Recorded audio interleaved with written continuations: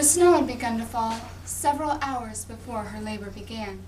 A few flakes at first, and then wind-driven swirls and eddies around the wide edges of their front porch. They stood together for a moment, stunned by the soft, white world. "Wait here," he said, and he went off down the steps.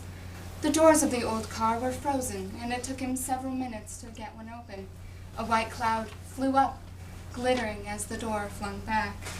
When he looked up, his wife was leaning against one of the porch pillars, her forehead against her hand. At that moment, he knew both how much pain she was in and that this baby really was coming that very night. He walked up the steps, and he put his arm around her to help guide her down towards the car. "I can walk." "I know," he said, but still, he did not let her go. When they reached the car, she turned. She put her hand on his arm and gestured to their home, veiled in snow and glowing in the dimness of the street. "When we come home, we'll have our baby with us. Our world will never be the same." Join a young doctor and his wife on this night in 1964, the turning point of their entire lives. The Memory Keeper's Daughter by Kim Edwards. When they got to the clinic, there was only the nurse's car in the parking lot. He pulled up to the entrance, and the nurse met them. But something was wrong. Dr. Bentley's car fishtailed on the unplowed gravel road that he lived on. It spun twice and flung into a ditch. "You're saying that Dr. Bentley won't be coming?" "No, he's not. This baby is not going to wait for an emergency room. It's on its way. That's all right. This will be a better memory, a story to tell him growing up, him or her." It was a boy, red-faced and dark-haired, his eyes bright and alert.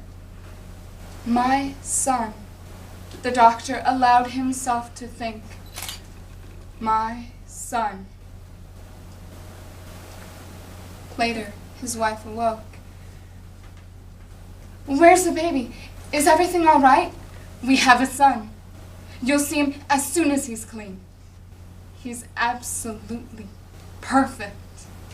His wife's face, soft with relief and exhaustion, suddenly tightened with another contraction. She cried out, and at that moment he knew exactly what was happening.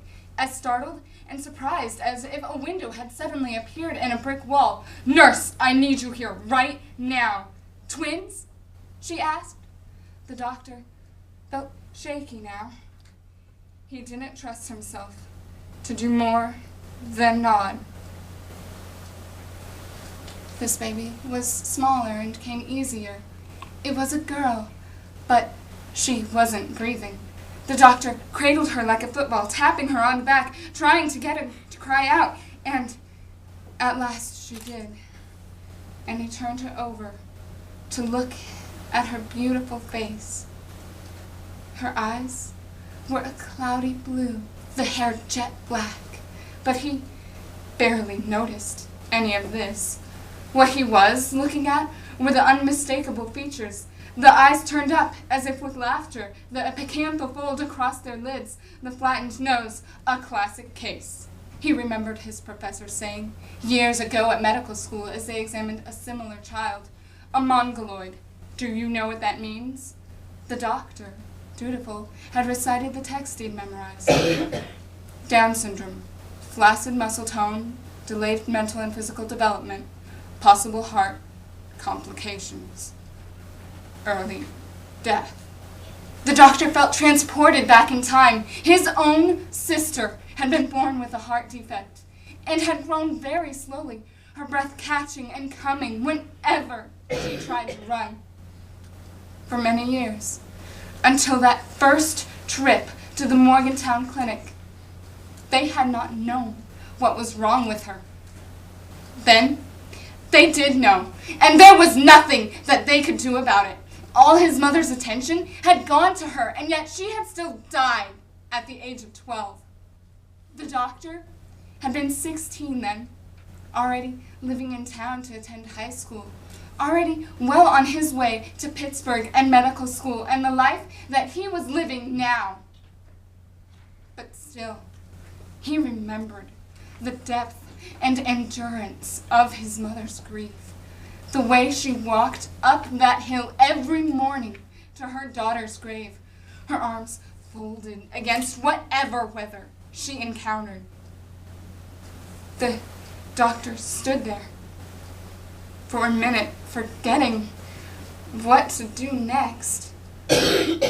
Her tiny hands were perfect. But the gap between the big toes and the others, that was there, like a missing tooth. And if he looked deep into those beautiful blue eyes, he could see the brushfield spots, as tiny and distinct as the flecks of snow falling outside.